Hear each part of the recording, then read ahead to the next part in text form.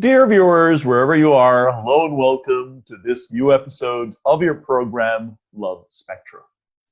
Love is the ultimate goal of humanity, and definitely of lovers. But what happens to love after commitment? You know, many people around the world have had a very sincere and extremely romantic experience before marriage or before any official commitment. But later on, for some reason, this love fades away and sometimes goes away completely. And love is turned into the opposite, hatred. So, what happens? What is the reason? What is the way to maintain love, to sustain love? And why does love fade away? To delve much deeper into this topic, I'm really delighted, as always, to be accompanied by the very distinguished Audice Nasser, the university professor and the clinical hypnotherapist. Audice, hello and welcome. Hi, how are you, Muhammad? I'm fine, thanks, and it's always a delight to have you with us in the program. So, Audice, to start off, like I said in my intro, a lot of people have very sincere and extremely hot romantic relationship, like another Romeo and Juliet. But this will last during like the engagement period or the casual relationship. But a few months later, or sometimes a few years later, after the marriage or like whatever kind of official relationship they have, it fades away or goes away. So, why does love fade, Elise, after an official relationship? It's because we're dictated by our hormones. So as mammals, we are following whatever our chemicals in our bodies that happen. So we have three chemicals, and each chemical lasts for a certain time of your lifetime or lifespan. So, for instance, when you are in the first stage, when you just meet someone, when you're in the lust stage, the best way to explain this is like imagine your body, and we have three levels. So the first thing you're going to feel is what I call below the belt. That's the lust stage. And this only lasts like 2 months. That's it. It just lust. It's like that instinct. You want to just be with somebody physically. Then the next stage comes in what we call the love, which is the heart. You start to feel your heart pumping, your dopamine kicks in, the happy hormone, the sweating hormones, that you're attached to the person. Normally, this relationship lasts between this hormone cannot. I was told, I don't know how true this is, about 2 to 3 years. That's Mm-hmm. when people see just the good side of the person. The last stage I would call the brain. So you got the under the belt, the heart, the brain. The brain is when you get to see the person's true colors, who they really are. It takes time. You cannot say you can see the person within, you know, in all sides of the coin in 1 day or 2 days. You have to experience being with the person and seeing all parts of life with them. So Which it doesn't, like naturally happen during engagement or during casual relationships because we just casually meet, we have a nice time, and then each one of us goes home. Yeah, exactly. So it depends, and it doesn't have, it's not time specific because you may be in a situation where you get to see the true color of a person within 1 year. And sometimes you and I could be married for 10 years and everything is hokey dokey, everything is fine. But we move to another country and another side of you shows up, or you face trauma, or you lose money, or something happens, you lose the business, and I get to see another side of you, right? So there's not really time specific, but people who rush into long-term commitment very fast, it's dangerous. They're really gambling because I don't know which part of their body they're using to commit to the person. Are they using whatever's under the belt, their heart, or the brain? which chemical or which hormone is pushing them to get married or to be involved or be in long-term relationship. You really need to be smart when you make that decision. This is a lifetime decision. It's an important decision. So, And I'm sorry to interrupt, but it's sort of a follow-up question here. sure. Some people, they might be living together before marriage. They live together for like a couple of years. So they are seeing each other 24/7. And it's just a match made in heaven. But the moment they sign the document, things change. Yep. To what extent do you agree with this statement? And if you do, then why? What happens? I have a friend who was living with the guy for 10 years. And then I remember she was my roommate. And they got married. And I think a year after the marriage, they got a divorce. From what I noticed is that this piece of paper kind of comes with a lot of responsibility. It's not just a piece of paper. It's a piece of paper that commits you legally to the person. I want to share something with you. I always say this. I don't know. I came up with this, and everybody tells me I'm right. And I always say, if you really want to see the true color of the person, you get to see their true color when they get power. Whenever they have power, I'm not talking money. Just give the person power, and you really get to see the true colors. Somehow this piece of paper maybe gives one of the partners the power knowing that they have something on the other person. And what I've noticed is that she's the one who ruined it, not him. It wasn't the guy. I mean, I was completely against what she was doing to him, but somehow with the piece of paper, she was rolling it around. She's like, well, I got the piece of paper and I'm going to take half of your money, half of this and half of that.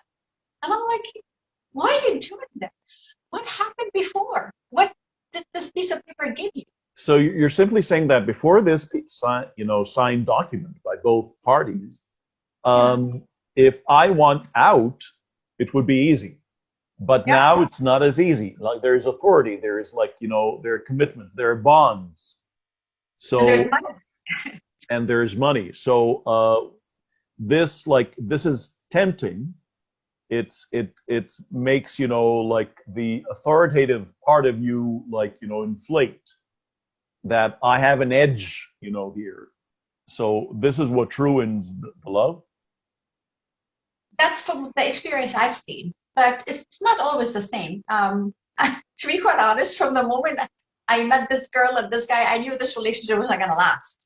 I didn't even know how it lasted that long because I just saw the side of her that he didn't see. I just didn't want to say anything. But he was blinded because he was not using his head. When he was in a relationship, it was all his heart. Anyways, but that's just one example. It's not always the same, Muhammad. It depends. Did you get married really young, 16, 17, and you got married because you were forced or you thought it was true love? And then when you are 25, 26, you're like, I'm bored. This is not it. You're too young. You haven't experienced life. So it doesn't have to be because you're married. It could be just the timing of your life. You were not ready or situations that happened. I cannot really tell you, honestly, because every person is different. Every single person is different. So let's go back again to the official commitment, be it marriage or whatever. How important is love to sustain this commitment? You're saying it varies from one person to the other. It depends on age, depends on circumstances, etc., etc. And there are different stages of love. So there's the reptilian love, so it's just the basic instinct of sex. And then there's the mammalian love, sort of the passion, the affection, and so on and so forth. And then there is the intellectual love, or the gray matter love, when you start really analyzing the person, whoever they are, and which might be it's not love fades away, but it changes. And this will be my next question. But before we go to this, I want to ask you, how important is love to sustain a relationship? On a scale from 1 to 10, like how fundamental is that? You're going to hate me. You know what Freud said? Love is just made by society. It's just an illusion. It's always been an illusion. Society created the word love. We we invented it ourselves maybe 6, 7,000 years ago. The word love doesn't really mean anything. The love just is a society that put it on to control people, to tell them you have to, marry the person, you have to push someone to, control them. And it was kind of done mostly by men to control women the old days. But love is an illusion. If you fall in love, the way I'm talking about the bond, the trust, because love is completely different to every person. I could love you as a friend. This is love. I can love my brother. I can love my dad. I can love my partner. And then I may have different kind of love to my partner. It could be sexual. It could be attracted. It could be love and bond and companionship and compassion. Um, so what kind of love do I need to be in a good relationship? I need all of it. I need all of it. I need to be in love with my partner. I need to be in love with their who they are, their essence. I need to be in love with them even when they get fat, even when they get old, even if they lose all their hair. I guess some men find that scary that they lose their hair. Even if they get paralyzed and they cannot walk and they are sick. That's the love you want. That's the true love. So remember, like last episode, we talked about the four kinds of love, basically. So it's you have the agape, which is the unconditional love of humanity, Yep. and then there is like eros, which is the erotic love, and then there's philia, love of equals and friends, and then there's storge, again. So it's then so in order to have a successful relationship, you need all four kinds of love, Yep. You need, right? it's So actually, sorry, the love you were talking about is from philosophy. The love, yeah, because I know the previous episode has not been aired yet, so I'm not going to talk too much about it, but it was the triangle with the three levels of love. When you have the love and the compassion and the attraction, when you have the three triangles, now you're talking true love from philosophy. You covered the philosophy and you covered the biology and you covered humanity. And it's rare to have that. My parents have that. I've seen that in my mom and dad. And it's hard for me to find someone like this because I'm looking for the same relationship my parents have. It's a rare kind of love our parents have. Nowadays, it's hard to find this love. and how about in the past? Like in the past, most marriages, like if we talk about like the 19th century and even early 20th century, Mhm. um, like a lot of marriages were just organized, like planned marriages organized by the family, the extended family, and then they hardly knew each other before marriage, but this marriage used to last. And the very common word that a mother would tell her daughter is that love always comes after marriage. Love comes when live together. If And you're lucky. yeah, but this really happened in many certain cases. You had a Oh, lot of very successful marriages that lasted until the end of their lives. we did. You're right, we did. But what happened is, keep in mind, in that time, divorce and breakup was not common. You have no choice. It's like it's a taboo or a stigma if a woman leaves a man or a man leaves a woman at that time. So there was a lot of, yeah, they're together, but everybody was cheating on everybody. There was a lot of extra marital affairs. There was a lot of women killing themselves. There was a lot of unhappy people that society doesn't talk about. Just to give you an example, Muhammad, I have a lot of international students. I get a lot of students from India, and now they're telling me about what's the shift because India is known to have a lot of arranged marriage. The custom is still there. But in the last 10 years, the divorce has skyrocketed 300% because women's rights. Now they're able to divorce. So their society is shifting, and they're telling me, yeah, like divorce, arranged marriage now is out the door because it doesn't last anymore. So it's showing you that society is shifting, because doesn't necessarily mean they were falling in love. My parents were not arranged marriage. They actually liked each other. They loved each other. They dated, and then they got married. At that time, it was kind of rare. But I think my aunt and uncle was arranged marriage, and they're happy. But I don't think they had a choice. I look at them, I don't think they're really, really, really happy. But they love each other. They grew up together.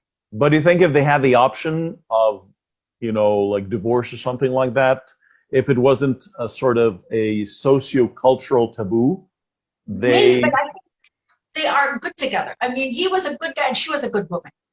But I know, like, for example, my mom's best friend who was living next door to her husband was cheating on her because she had, it was arranged. I've heard a lot of stories of my mom's generation where the women were cheating on their husbands or were not happy. I think a couple of them got divorced, and it was such a bad thing at that time. I'm talking like 50s and 60s. It was pretty bad. can we say that love is sort of synonymous or interchangeable with convenience? So if I get married to a woman and the woman gets married to me, we never knew each other before, but my life is comfortable with her and her life is comfortable with me. So would that automatically generate love? Or which one is more important again? Like, is it convenience or love? Like, It is depends on you, whatever you need, because love is the perception of the person. It's what you believe. Some people find love is like, having sex every day. To them, that's love. But some people say, I don't care about any of this stuff. I just want to have a good conversation with the person. Trust, to me, is more love. Love is such a deep meaning to everybody. Everybody has a different meaning. I know, like when somebody comes to me in the clinic and I ask them always, the first session, tell me about your parents, that they love you. Yeah, they did. They got me gifts every Christmas. To them, that's love. Another person will say, yeah, you know what? My mom used to tuck me in bed and read me stories. That's love. Some other person will say, yeah, you know what? We had dinner every time together, mom and dad and my siblings. That's their point of view of what love is. So it's a perception. It's an interpersonal story. So some people, to them, love is, yeah, you know what? I'm content with this woman that I just married. She's a nice woman. She cooks for me. I cook for her. We please each other. We're happy. We don't fight. We're good. So you're saying it's an intrapersonal story. It's interpersonal, yeah. But can I say it's an it's an intrapersonal story as well? Like, is it between me and myself? Exactly, yeah. What do you need? What do you need to satisfy? What's missing? Because what is love is that you're looking for something that you didn't get from somewhere else. That's really what Freud was saying. We don't want to go into Freud, but Freud was saying love is you're looking for something that you couldn't get. So you find it with a partner. So someone to complement you or like supplement something that is missing. Yeah, because to him, he thought love was something that you're lacking and you couldn't find it on your own. So you have to find another person to complete it. So that's why you perceive love. It's like the lock and key relationship, or like the jigsaw puzzle. Okay. Yeah, but so yeah. With Freud, I don't know how far we want to go with him because he had a complex with sex and love and all that stuff. But he did have some kind of background on the basics of love, because we do see that people, I'm not going to say opposite attract, because opposite do attract in the beginning, but they end up going separate ways all the time. But it depends, again, at what stage in your life did you meet the other person? Did you meet in your 20s, early in your teens, in your 30s, your 40s? I've seen people in their 50s falling in love and they're happy, because you are going through different stages. Your life changes every 10 years. It's a lifespan. It's part of your lifespan. So is it fair now to say that love doesn't really fade, but it just goes from one phase to another? Yes. It can go up or it could go down. Because in love, there is also lust and attraction. People change. Their body changes. Their physiology changes. And the lust, it's just chemicals under the belt. So that changes with age as well, and hormones and aging. But the last part of love is the bond of the companionship. This one, may actually stay longer because that's the one that overrides the first two. Mm-hmm. But it can also go down because you may catch your wife cheating on you. Then it's done. There's no companionship, none of that stuff. If that was the only thing holding the relationship together, it's gone. There's no And bond. what are the love fertilizers or vitamins, if you wish? So if you feel that, you're not having a very healthy bond anymore with your partner. So what kind of things like love boosters? What are the love boosters? What things can I do or can she do in order to boost our love, to make it healthy again, to revive it, to rekindle, the spark of love? One thing I don't do is couples counseling because that's usually the issue. Because I'm known to be a little bit harsh when couples come in. Like I like to work one-on-one because I don't sugarcoat it. I always tell them how it's done. When it comes to couples, when they're having problems and they come to me, they're like, "Oh, we need a fertilizer." I'm like, "Why you come to me for?" Because you have to do it. You know what you need. I don't know. I mean, I can give you pointers, but what am I going to say? Do this, do this. So let me give you an example. What a fertilizer will be, no one will know. Only the couple will know. Because if you are working together 24 hours in the same store, and you go home and you see each other at home, and you're in front of each other 24 hours, the fertilizer will not say, "Oh, spend more time together." The fertilizer, maybe you should take like a week apart. Everybody goes to a different place, take a little break. Versus people who are working all the time, they don't see each other. Maybe the fertilizer will say to them, "Why don't you go on vacation for 10 days or something to just spark it?" But that's only temporary, Muhammad. It's only temporary. So These you need to people, break the daily routine or like this vicious cycle or circle you're in. You need to like take a detour for a while, ventilate, and then come back. but that's only temporary. You may come back from a Okay. vacation happy and everything for 5 days, and by then you go back to the same cycle again.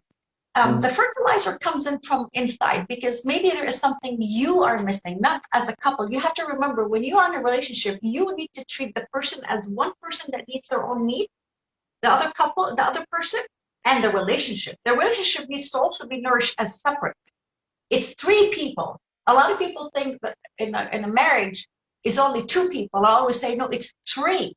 You take care of yourself, your partner takes care of herself, and then you take care of the relationship. You treat it as another thing, another being. That's the best way to do it. So when I tell you what's a fertilizer, I say, well, let's talk about you and me first. Let's talk about you. Let's fertilize you, and then let's fertilize your partner. Then you guys will fertilize your relationship.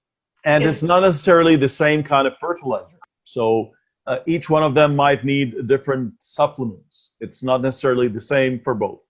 Exactly. But they do get Okay. homework. So what I do is for example, let's say you and your wife are coming. So I tell you, okay, Muhammad, give me the top 10 things you love about your wife. Mm-hmm. Write them down, and then you will do that as a homework without her knowing. I will ask the same for your wife to write her 10 top list of things that she loves about you. Then you both have to sit down over dinner and show the list to each other. Because you will be super, so every night I'm giving you homework to do. You have to first discover yourself and then you share with each other. Then what are the things that you're willing to give away or give up about the faults of the other person? So the best fertilizer is the communication between the couple, because if there is no bond, if there's no communication and they're breaking up, there's no fertilizer, no tina, nothing. Nothing will work. Nothing is going to work. That's why I don't like couples counseling, because if people are at this stage of the couples counseling, yeah, it's a 50-50 chance. But most of the couple counselors will tell them, you have to do it. Okay. Nothing to do with the counselor. And are some people sort of obsessed with premarital love, like this love euphoria? So some people just they have this incredible obsession with because where does the euphoria come from? Is that I'm always looking forward to the day when I'll be with you all the time. There's like, no matter how much, satisfaction I get from being with you now, but it's incomplete. And, this longing makes this euphoria and makes this huge, aurora, if you wish, or halo of romance. But once we're together, the longing is not there anymore. Are some people really addicted to this or obsessed with this premarital euphoria? Yeah, of course, especially in our culture, Muhammad, لأنه it's society. You have daughters, so imagine if you're the parents and you're telling your daughters, you are not complete until you find the right man. Because you remember how the culture pushes the woman that, you need to find a husband, you need to find a husband, you need to find a husband. So the brainwashing is kicking in from society that you're in, and especially if the parents are kind of, I don't want to say the word ignorant, but they're telling their daughters that they're nothing, they're worthless without a man because they need a man. And you keep pumping this into the kid. As soon as the kid is a teenager, all she's looking at, because you brainwash her that she's not complete, she needs to find a husband. So she starts to fantasize about finding a husband, fantasize about anything. So it's all brainwashing. It's all putting in the stuff in the brain of the child to pump them like that. I did have a friend a while back, Muhammad, it was a nightmare. Every time we go anywhere, oh, I'm going to marry this guy. She thought every guy wants to marry her. And she just wanted to get married. Anybody. She didn't care. She just wanted to get married. I'm like, what's wrong with you? What is wrong with you? She's educated. She works in a very high job. Like, I was shocked. She's well-educated, top senior executive. She still finds herself as incomplete without a man. And this was 10 years ago. So I don't know. I think it comes down to how the parents nurture their kids. And if you tell your daughter, listen, go to school, study, be who you are, and then when you're ready, you find the right partner, she will not be obsessed with that as much. She will marry whenever, or find the love she wants when she feels it's ready. Mm-hmm. Then bumping her, saying to her, no, we just want to get rid of you. Come on, let's go. You know what I mean? And again, the other component is the longing, we always meet, but it's always time to say goodbye. And in many cultures, if you're not married, then there is, there are like curfews, there are limitations, there are barriers that you cannot go beyond. So even if you have lust, you can express that lust just to a little extent. You cannot really let it go. Yeah. So you're always longing for this thing to come, which goes away once you get married. Once you get married, this longing is not there. But last question, but never least, really, what are the consequences of getting really addicted or having a deep obsession, a serious obsession, a severe obsession with premarital love or this longing? You always want to be in like, a romantic love.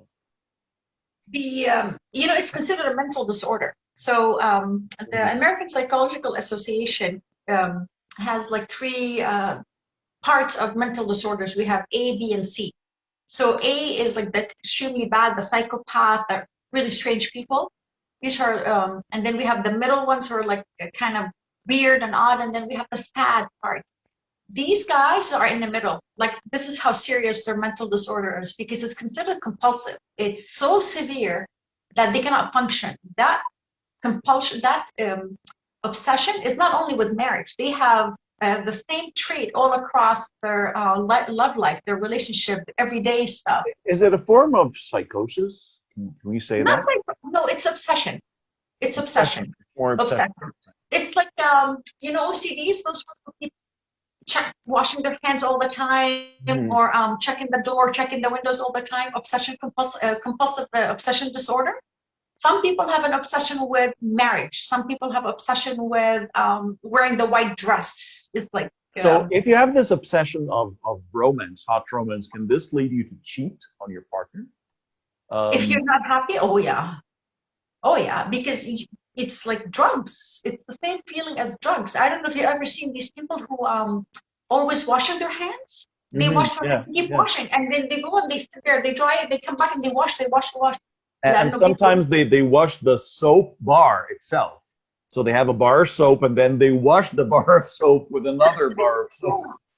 It's very impulsive. They cannot think. It's done naturally. It becomes automatic. And people who have obsession with anything, they need a lot of treatment. I mean, they don't get psychosis, antipsychosis and stuff, but they need a lot of therapy, which I do with them. But haram, they really struggle because they have to break a very hard habit of doing something all the time. We all have obsession. We all have a little bit. Yani, but some people develop it as they keep longing for that. They become completely obsessed. So So people, they're sort of in the end of the spectrum. So we are all somewhere in the spectrum, but usually like we're not at the end, the far end. But those people we're talking about are sort of in the far end of the spectrum of obsession. yes, because they're actually in the clusters of mental disorders. I mean, they're mentioned there. That's listen. We all have a little bit. Let's say I'm interested in watching TV and some food falls on the floor.